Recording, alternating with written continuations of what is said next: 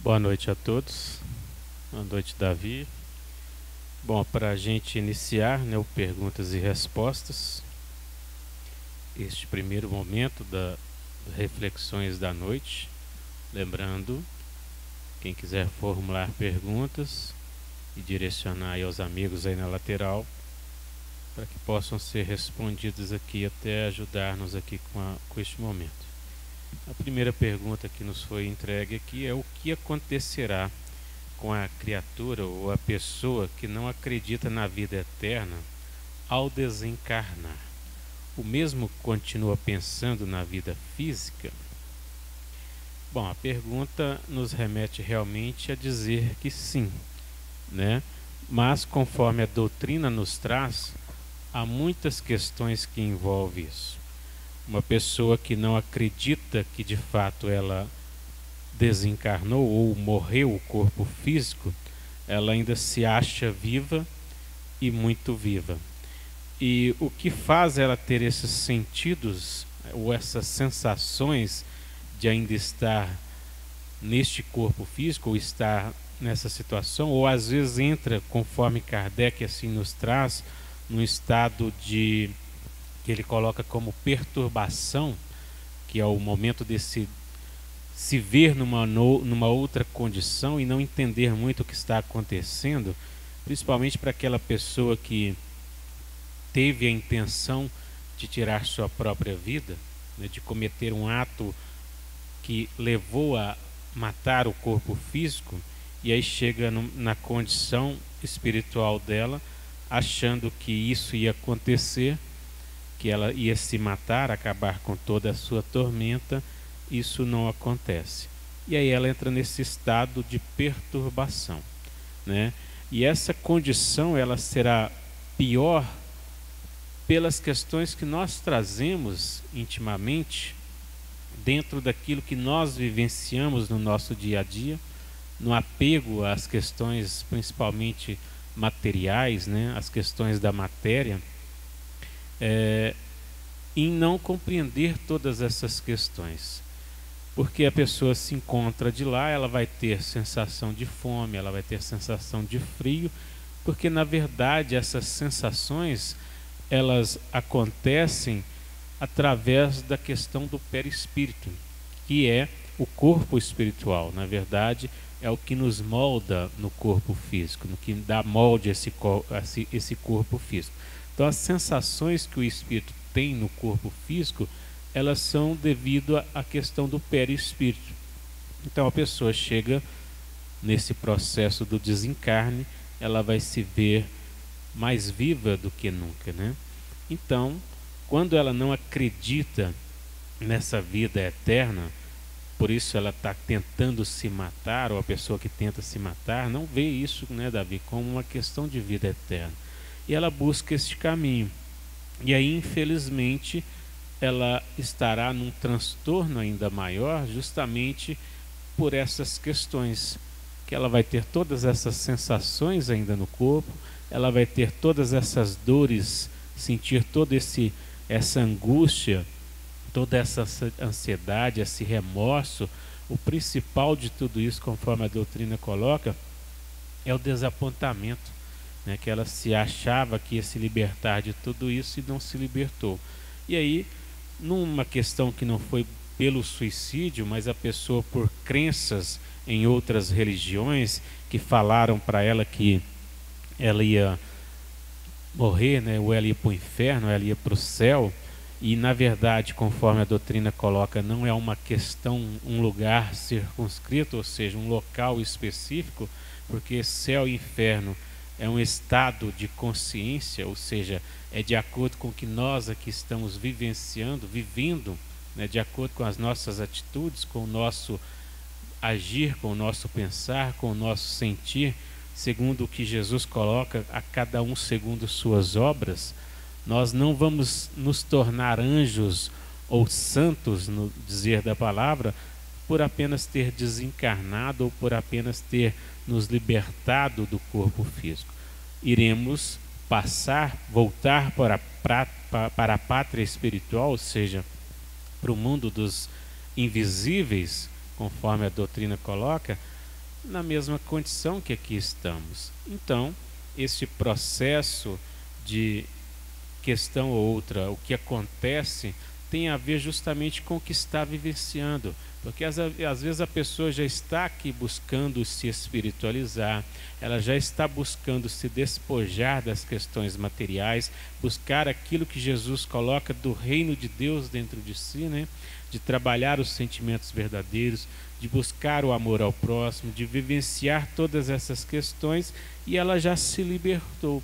E aí ela já está numa condição melhor. Mas quando de fato ela não acredita, ou é colocada, ela pela cultura dela, esteve numa religião que sempre a colocou desta forma, que vai ficar dormindo, né, esperando o juízo final e tudo, e aí ela vai acabar se perambulando por aí, indo aos lugares onde vivia aqui, né, na casa, em tantas outras questões, e às vezes vem essa perturbação justamente porque ela começa a perceber que os outros não estão vendo ela, não entende aquilo, por que eles não estão dando bola para ela, né, e tantas outras situações.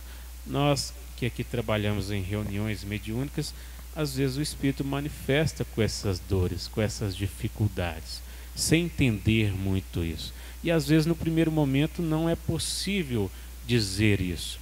Vai falar para ele que ele morreu, ele vai assustar muito mais ainda, né? Porque às vezes acontece um acidente também, né? Um acidente, e aquela pessoa ainda não sabe nem o que aconteceu com ela. Ela ainda não está preparada para saber disso. E é preciso ainda um tempo para que ela possa ir aos poucos, estando presente, por exemplo, aqui envolvido em outros trabalhos na casa, com espíritos mais esclarecidos, para ir norteando isso para ela e direcionando a ela, para que ela perceba que na verdade não existe a morte no sentido. Existe o despojar do corpo físico, que é esse desencarnar. O corpo tem seu tempo, tem sua utilidade. Vai chegar um momento que nós não vamos mais precisar desse corpo e vamos continuar caminhando. Retornaremos, conforme a reencarnação coloca, em outro corpo, em outra condição física, com outras questões a ser trabalhadas. Nada a ver.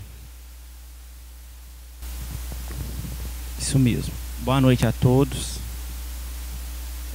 Eu vou responder aqui na ordem que me foi entregue, tá bom? Na última semana, me senti muito nervosa, indecisa quanto ao espiritismo. E isso, junto com questões materiais, pessoais, vem encadeando uma depressão e medo. Às vezes acho que estou desencarnando. Isso pode ser tormento por espíritos obsessivos? Sinto uma grande dor no peito, mas hoje ao chegar aqui me senti em casa. O que pode ser essa confusão mental? Bom, vamos lá, né? É uma tática, vamos colocar assim, de guerra muito antiga, dividir e conquistar. Eu tenho certeza que muitos já devem ter ouvido falar sobre isso, né? E aí existe uma parábola também do aprisco e das ovelhas, que é aprisco é aquele local, né, onde as ovelhas elas são reunidas pelo pastor ao fim do dia para que elas possam então descansar em segurança. E o que acontece? Geralmente quando o pastor ele está voltando para o aprisco com a ovelha, é normal que fique, né, ao derredor delas, ali ao redor, as matilhas de lobo, esperando aquela ovelhinha desavisada ficar para trás para pegar ela, né? E uma das táticas que eles encontram também para caçar é fazer o que? Elas se espalharem. E aí aquela que está mais fraquinha acaba virando o lanche ali da alcateia, aliás, né? Dos lobos daquela noite. O mesmo, de uma forma, vamos colocar assim, apenas ilustrativa, acontece conosco. Quando nós estamos frequentando uma igreja, né, uma casa espírita ou alguma aglomeração religiosa séria, que de fato estude o Evangelho e que nos faz repensar sobre as nossas atitudes, sobre quem nós somos, né? Sobre o que nós estamos sentindo, o que nós estamos fazendo com a nossa oportunidade de vida, nós nos sentimos mais fortes. É como se nós estivéssemos ali no meio daquele rebanho, onde um protege o outro, né? E aí, trazendo para o nosso contexto aqui da casa espírita, nós ainda temos os amigos espirituais que, vendo o nosso esforço, eles velam por nós.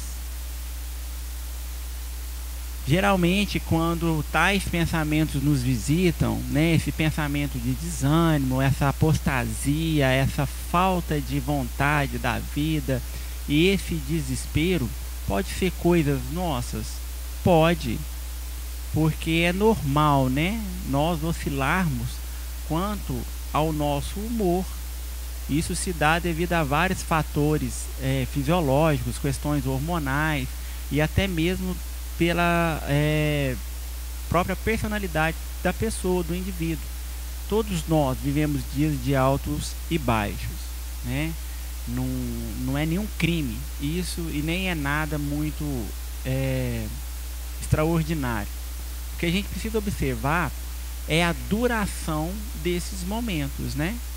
Porque se eu estou ali em um determinado momento e aí ainda mais como é dito aqui nessa pergunta, momento da vida em que eu estou sendo provado ou estou expiando alguma de minhas faltas, né? Ou seja, naquele momento em que eu estou passando alguma adversidade, alguma dificuldade. Emmanuel, no livro Caminho, Verdade e Vida, se eu não me engano, na lição 96, ele fala que é normal a gente ter dias em que a gente chore, né? Ele fala, quando a dor visitar o nosso coração, quando a tribulação visitar o nosso coração, aí ele coloca assim, de certo não vos será proibido chorar. Ou seja, a própria espiritualidade compreende esses momentos mais carentes que a gente passa, né? Mas aí logo em seguida ele fala para a gente poder se animar e mover, né? Fazer algo para sair daquele quadro.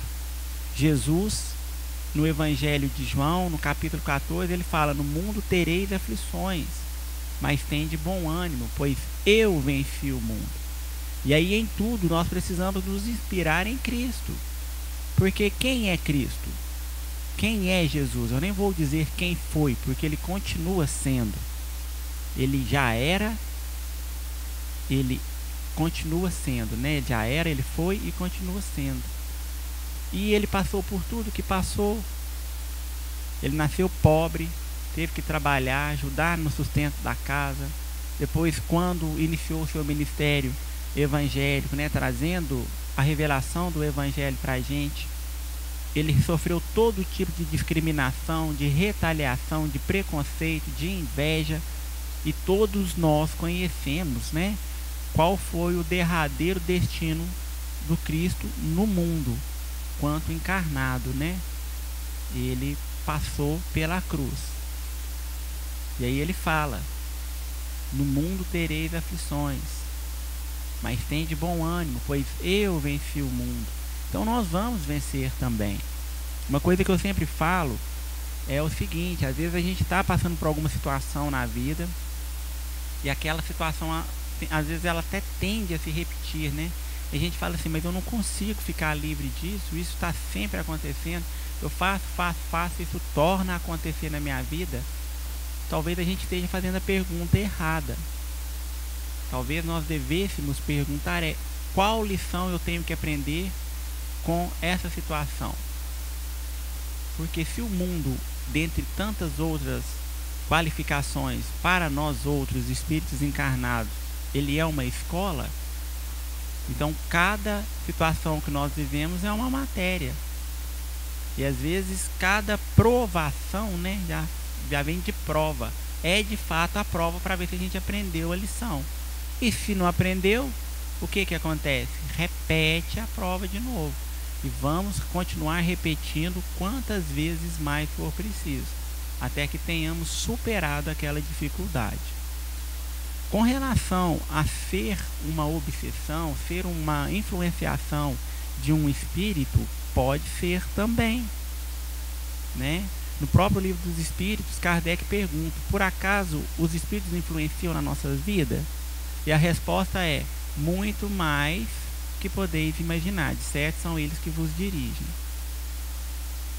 Então a gente precisa tomar muito cuidado com o que pensa e o que sente, principalmente quando vem, né, esse sentimento de que eu não vou na casa espírita porque não está adiantando. Será que não está mesmo? Ou será que não poderia estar, era pior se eu não estivesse vindo na casa espírita? Porque a gente às vezes vê as coisas apenas segundo a nossa ótica, né? A gente gostaria que estivesse de tal forma. E aí, como não está daquela forma como a gente deseja, ainda a gente tende a se frustrar e achar um culpado. Aí às vezes o culpado é a casa espírita, né? Eu não vou na casa espírita porque não está adiantando. Mas aí a gente não vindo na casa espírita, a gente deixa de receber aquele auxílio que nos estava sendo prestado, talvez toda semana, ou segundo a frequência com a qual a gente vinha. A gente sabe que esses espíritos que se dedicam a esse tipo de atividade, eles não querem mesmo que a gente frequente uma casa espírita, que a gente vá a uma missa, que a gente vá a um culto, ou que a gente faça qualquer outra coisa que seja benéfico para nós, principalmente quanto à nossa ascensão moral. Então, de fato, possivelmente dos primeiros pensamentos que pode ser implantado em nossa mente é abandonar a casa espírita ou abandonar qualquer que seja a atividade que eu esteja fazendo. Por isso mesmo Jesus nos assevera, né, nos evangelhos: orai e vigiai. No mais, a gente deseja que esteja tudo bem, né?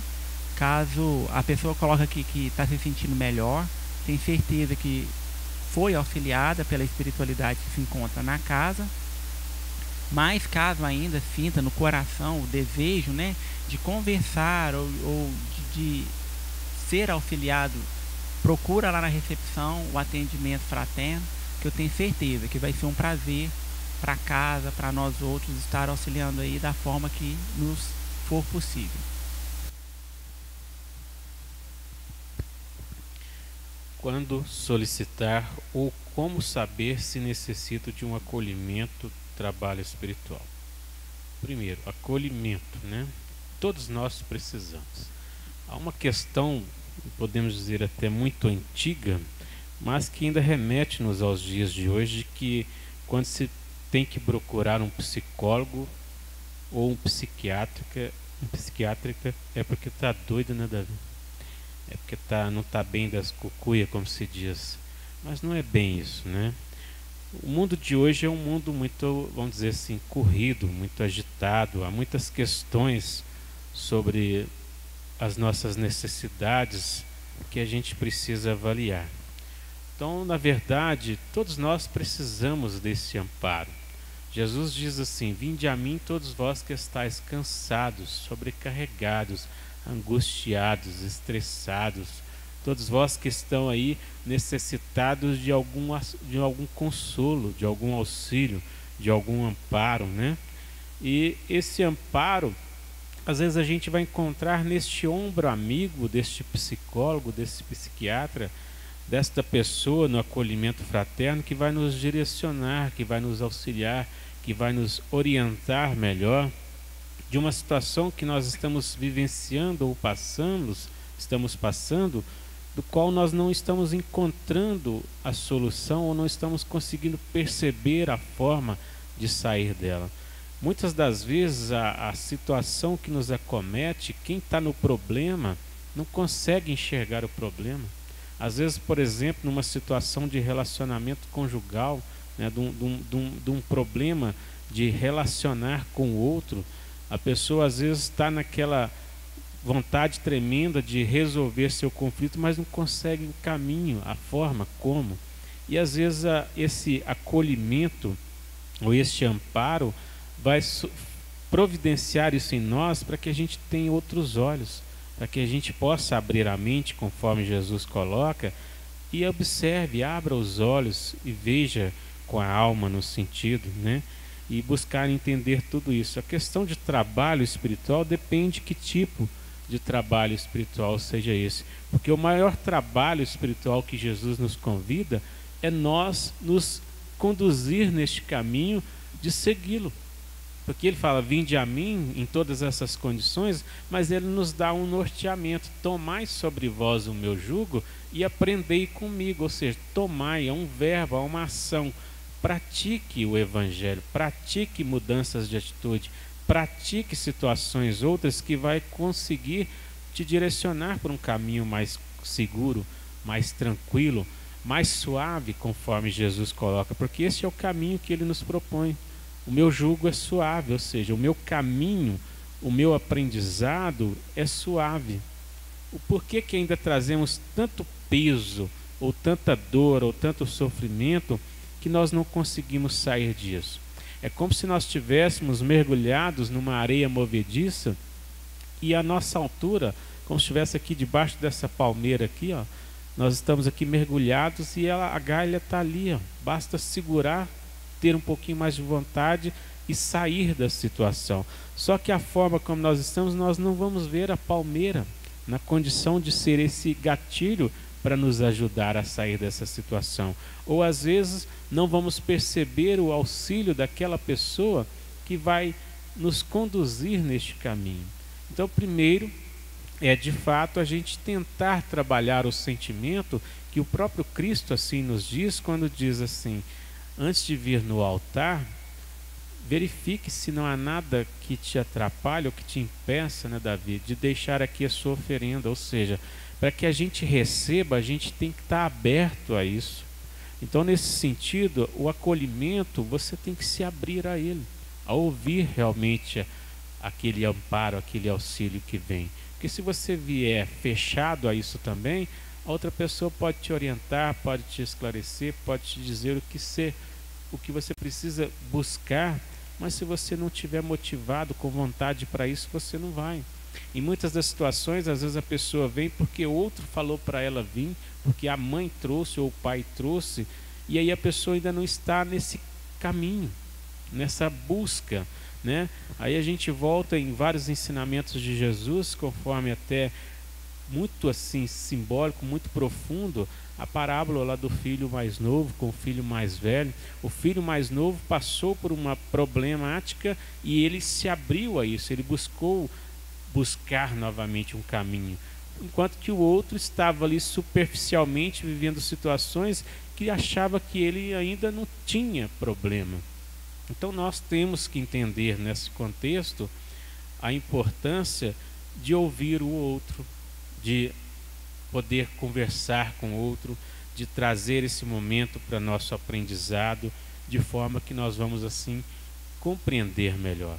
Então, o acolhimento fraterno, ou atendimento fraterno, ou esse apoio que, por exemplo, a casa aqui oferece, ou outros lugares vão oferecer, no caso dos consultórios médicos, dos psiquiatras, dos psicólogos, a gente tem que confiar, porque essa pessoa, ela não formou nessa profissão por acaso. Ela determinou, ela buscou, ela se esforçou, ela se preparou e ela está apta a nos auxiliar, sim. Ela está apta a nos conduzir, né, Davi?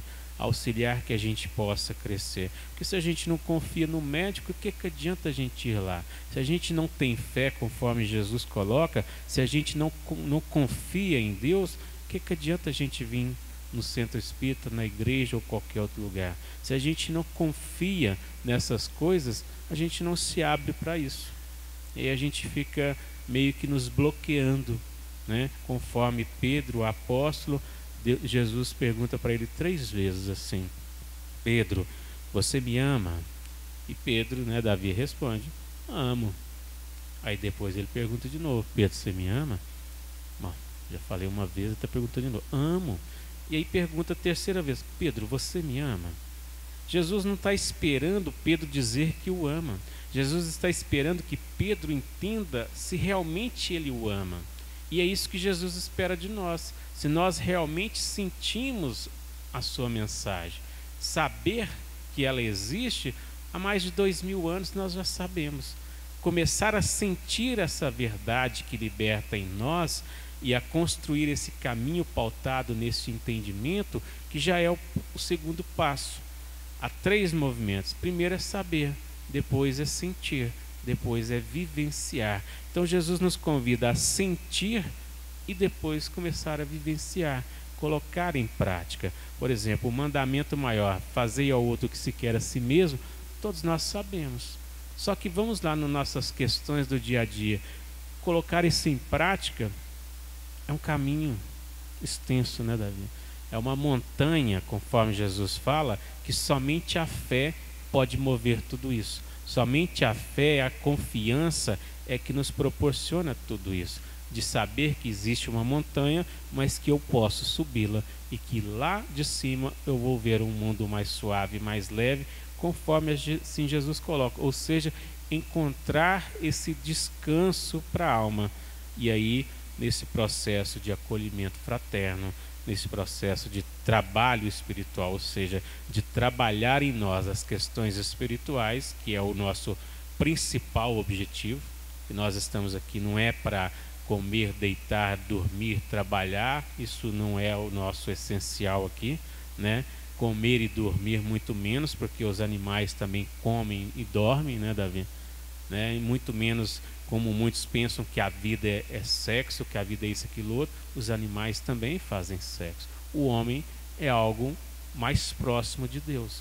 O homem foi criado semelhante à imagem de Deus. Então nós temos um potencial maior. E o nosso maior objetivo é desenvolver as nossas virtudes, ou seja, as qualidades, os talentos, nos aperfeiçoar, começar a refletir das questões que ainda trazemos, das dificuldades que vivenciamos, ou seja, perceber nesse mandamento maior, faça ao outro que se quer a si mesmo, e começar a pensar o que é fazer ao outro que se quer a si mesmo, o que eu quero para mim mesmo, o que eu posso fazer ao outro que eu receba também, porque conforme Francisco de Assis diz, é dando que se recebe. Então o que nós fizermos, nós vamos receber.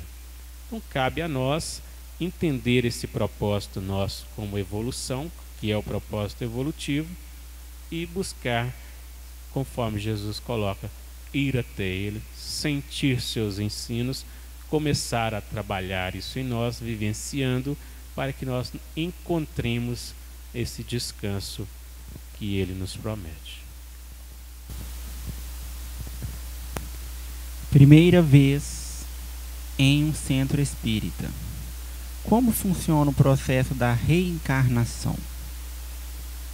Bom, vamos lá, né? A reencarnação, ela não é novidade e nem é algo que é pregado ou ensinado apenas na doutrina espírita. Desde a antiguidade, desde a época de Cristo e antes dele, já se conhecia da reencarnação, né? O que nós sabemos e que a história inclusive comprova, pode pesquisar, né, é sobre os concílios que a igreja ela fez e por alguns motivos ela foi retirando algumas coisas dos textos bíblicos e colocando outras. Eu já falei sobre isso aqui várias vezes, né? Parece até que toda vez que eu venho responder alguma coisa eu falo a mesma coisa, né? Do concílio de Constantinopla, o imperador Justiniano, a imperatriz Teodora. Então, assim, hoje eu vou me resumir um pouco, mas fica a dica, né? Basta procurar no Google sobre o dogma da reencarnação e a igreja. É história, não é uma história contada por alguém. Está arquivado na história da humanidade e da própria história da instituição citada. Quando a gente fala do processo reencarnatório, que ele era conhecido desde os antigos, nós temos lá no livro de João, no capítulo 3, do versículo 1 ao 12, um diálogo fantástico entre Jesus e Nicodemos. Quando Nicodemos pergunta ao Cristo o que ele precisava para receber, né, para herdar o reino dos céus. E aí Jesus fala para ele: a ti é necessário nascer de novo. Ali Jesus já está falando para Nicodemos sobre a reencarnação. E aí Nicodemos então vira para Jesus e fala assim: como pode um homem já velho tornar ao ventre de sua mãe? E aí Jesus então, segundo o próprio evangelho, no relato do evangelho está lá, fala para Nicodemos, se surpreende com Nicodemos, né? Porque Nicodemos ele era um fariseu. Quem eram os fariseus? Aquelas pessoas que elas detinham uma certa autoridade por conhecer a lei e os profetas, como assim, de capa a capa, né? Vamos colocar aí, são aquelas pessoas que conhecem a Bíblia de capa a capa, então sabe tudo que se tem para saber sobre a religião do judaísmo daquela época. Era tanto que ele era tido como um dos doutores da lei, aquela pessoa que detinha o conhecimento. E aí Jesus então vira para ele e fala assim: como tu, sendo um doutor, não conhece dessas coisas? E como poderei falar com você das coisas dos céus, se não compreendes ainda as coisas da terra? Então quer dizer, aquilo não era nenhuma novidade, todo mundo sabia disso, né? Todo mundo sabia da reencarnação. Tanto que, por exemplo, no livro de Isaías fala que antes que o Messias viesse, Elias teria que vir primeiro. Como que Elias viria primeiro? Através da reencarnação, né? Então já era conhecido. E como se dá a reencarnação? Uma vez que nós desencarnamos, né, dessa existência, dessa experiência que nos é dada, nós vamos para o plano espiritual. E aí, segundo, né, a vibração, segundo a sintonia de cada um, o espírito é levado para uma determinada região. Ah, mas como que funciona assim, Davi? Vai para o céu ou vai para o inferno? Não é que vai para o céu ou vai para o inferno. Existem regiões que são regiões inferiores e existem regiões mais felizes que são os mundos superiores. E aí cada um se liga a essas regiões de acordo com as atitudes, de acordo com aquilo que ele faz durante a vida na Terra, durante a experiência na Terra, né? E uma vez estando no plano espiritual, nós dizemos que o indivíduo ele se encontra na erraticidade, aonde o espírito ele vai medir, né?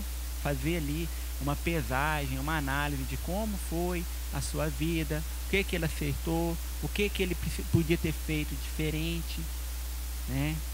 E aí então lhe é dado, segundo os seus méritos, uma nova oportunidade para poder estar revendo aquelas atitudes que foram infelizes. Então, ao contrário daquilo que nós aprendemos tradicionalmente sobre uma condenação perpétua ao inferno, né? Ou também a um estado de contemplação parasitário num céu onde não se faz nada, o mundo espiritual não funciona dessa forma.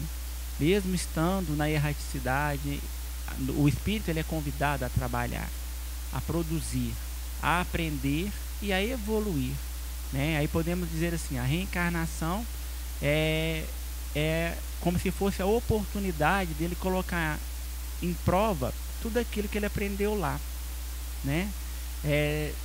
Por exemplo, mas quando eu vou reencarnar, eu sei como que vai ser a minha vida, quem vão ser os meus pais, o que eu vou passar nesse mundo. Na maioria das vezes sim, porque é feito um planejamento, né? Então aquela história assim, eu não pedi para nascer. Tanto pediu que chorou, implorou, trabalhou. Outros tiveram que outorgar a sua reencarnação. Você teve que ter alguém para vir no mundo com você, né? Que a gente chama de mentor ou anjo da guarda, de acordo aí com o conhecimento, a crença de cada um. Então tudo é feito de uma maneira organizada. No livro dos Espíritos ele fala sobre a escolha das provas, né? O espírito ele escolhe passar por determinadas situações de acordo com a sua necessidade. Por exemplo, uma pessoa que ela tem dificuldade com a bebida, por exemplo, e aí ela pode escolher passar por uma reencarnação onde ela vai ter ou não o contato com a bebida. Se ela vai ter o contato com a bebida, é para que ela possa desenvolver ali, né, a força de vontade necessária para não beber. Ou se foi, por exemplo, um compromisso que ele assumiu antes da reencarnação, olha, eu não vou beber mais, né? Aí pode reencarnar tendo contato com a bebida para ver se de fato ele vai conseguir se abster dessa bebida. Ou a pessoa às vezes cometeu suicídio e aí vem faltando às vezes um membro, num estado às vezes com alguma dificuldade mental ou no órgão ao qual foi afetado, né, de acordo ali com como a pessoa cometeu o suicídio. Então a reencarnação ela é programada, é feita uma reunião com os futuros pais para que eles possam receber aquele espírito, e é necessário que todos estejam sintonizados com as necessidades, né? Às vezes a criança ela vem com uma dificuldade, por exemplo, como eu citei agora, né? O espírito de um suicida, por exemplo, vem faltando um membro, ele precisa vir daquela forma porque o seu perispírito, ou seja, o seu corpo espiritual, ele foi lesado, então ele precisa passar por esse processo, mas os pais que vão receber, né, essa criança dessa forma, ou são pessoas que de certa forma tiveram algum tipo de ligação para que ele cometesse esse suicídio, ou são pessoas que precisam passar por um processo em que vai precisar se dedicar mais a uma pessoa, a fim de expiar, talvez, né, as faltas cometidas na encarnação passada, ou alguém que já tem o desenvolvimento do amor mais dilatado e escolhe sim receber aquele espírito, mesmo com a prova que ele estará sujeito, por simplesmente amá-lo. E aí, aproveitando o gancho, que a gente está falando da reencarnação, tem uma pergunta aqui que fala o seguinte: se alguém aborta espontaneamente, a mulher, quando sofre aborto espontâneo, tem alguma relação com o suposto espírito ou algum desentendimento entre o espírito e a mãe do feto? Não necessariamente.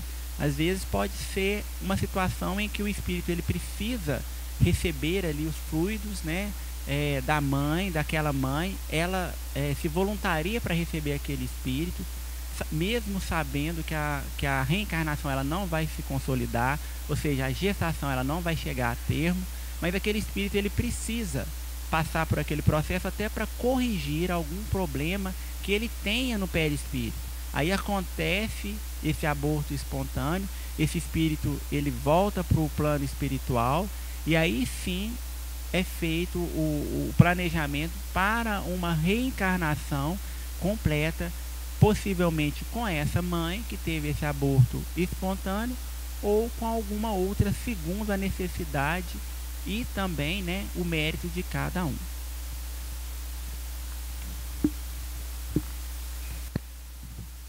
Acho que nosso tempo já está até se esgotando, mas vamos tentar trazer a última pergunta. Tem alguma aí de hoje com você, Davi? Tem?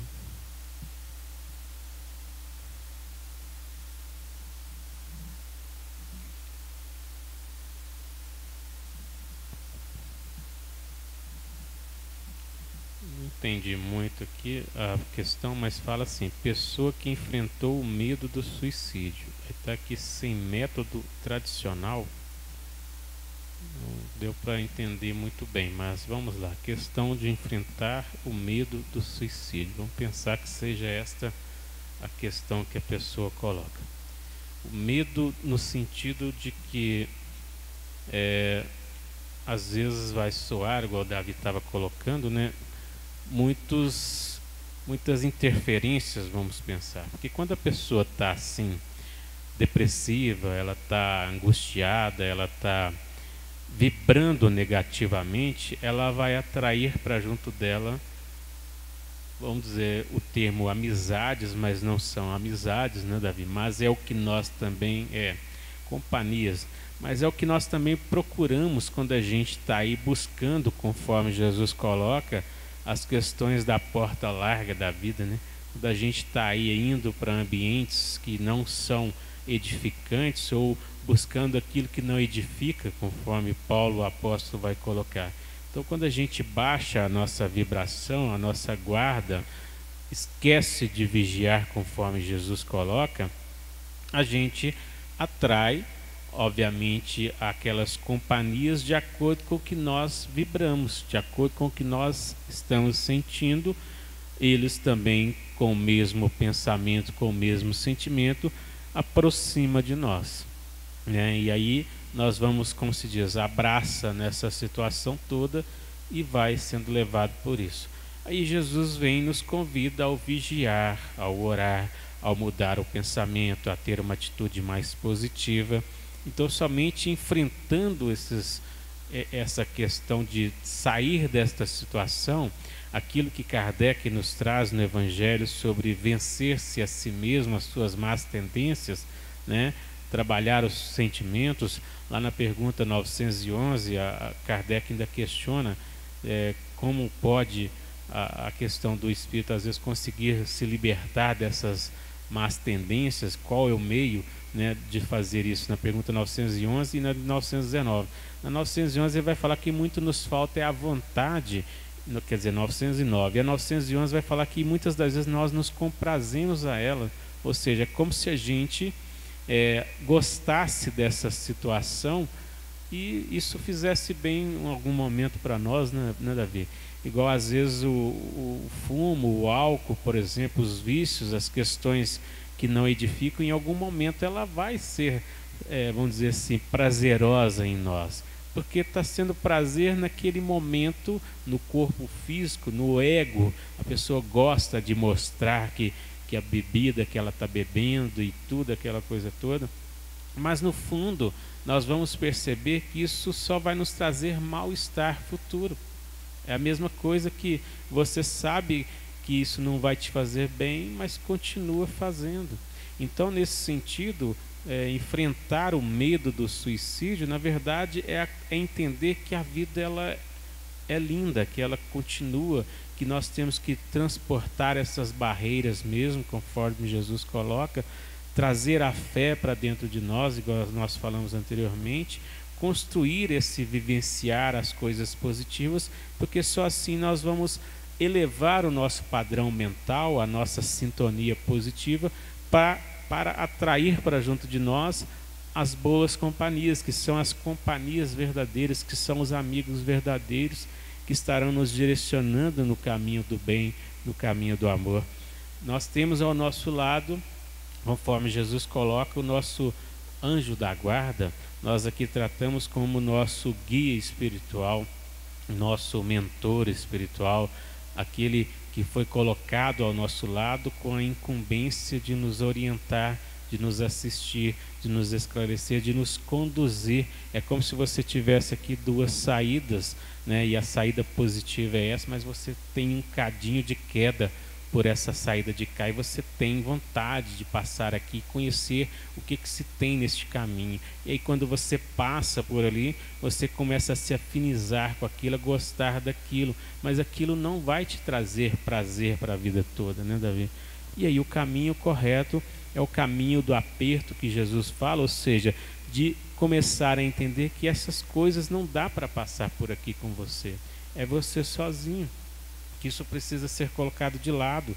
E aí sim nós vamos vencendo esse medo, não só da questão do suicídio, mas da morte, porque vivenciando o positivo, conforme Kardec pergunta a Santo Agostinho qual é o meio mais fácil, mais eficaz temos para melhorar nessa vida e resistir todo esse arrastamento do mal, na pergunta 919, Santo Agostinho vai dizer, né, o conhecimento de si mesmo. E aí Kardec insiste, tá, mas qual é o meio de fazer isso? E aí ele diz simples, fazer o que eu fazia quando aí estava vivendo na Terra. Todo dia eu fazia uma análise, uma revista, ou seja, eu começava a rever meus pensamentos, meus sentimentos, aquilo que eu fiz, se acaso Deus me chamasse. Então, se Deus nos chama agora, em que condição estaremos, né? Qual o grau consciencial nosso? Cada um segundo as suas obras. Então, por isso, tem uma parte no Evangelho que Jesus diz que de Deus não se zomba. De Deus nós não vamos enganar. Nós podemos enganar a mãe, o pai, o marido, a esposa, o irmão, fazer coisas equivocadas, mas a Deus a gente não se engana, porque na verdade essa questão é uma questão da nossa consciência. Vai ficar matutando em nós. Você vai ter situações como essa. Às vezes, no momento não. Às vezes você pode acordar em pesadelo com aquilo que você fez, né? Começar a ver a outra pessoa com qual você teve equívocos e errou com ela. E aí vem essa situação. A questão é não ficar no medo ou na culpa. É trabalhar o remorso, é trabalhar a culpa, conforme Jesus coloca, reconciliando primeiro consigo mesmo, com esse adversário interno, para que você possa construir esse caminho. Então, enfrentar medo ou situações outras, nós vamos enfrentá-lo buscando o caminho positivo, buscando de fato sentir, conforme falamos anteriormente, Jesus em nós, né? Sentir Deus em nós. É essa a questão para a gente trabalhar. Acho que o tempo acabou, né, pessoal do som? Então daqui a pouco nós vamos ter a palestra pública. Agradecer ao Davi aqui, meu querido, e a todos presentes. Uma boa noite, até daqui a pouco. Obrigado a todos, uma boa noite e até daqui a pouco na palestra. Obrigado, Eurípides.